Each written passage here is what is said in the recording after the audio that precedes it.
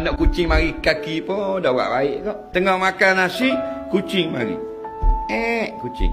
Bila kucing mari, Allah tunjuk contoh pada ayat ni. Mu nak buat baik ke nak buat jahat? Kalau buat baik, ambil apa yang mu makan, beri sikit pada dia.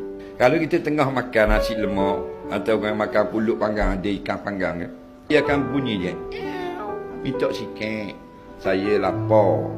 Siapa kata Allah tulis dari azali sekian bulan dia akan mari kaki kita. Bukan jadi dengan tidak dirancang-rancang. Faham? Semua itu Allah sudah tulis di dalam buku Lauh Mahfuz. Dia akan mari pada hari kita makan nasi lemak ni. Kalau orang yang reti, cukup step pertama je. Kucing. Dia pun ambil sikit ikan, dia pun nasi sikit, dia bubuh atas tanah. Kucing dia makan tak? Makan. Orang bijak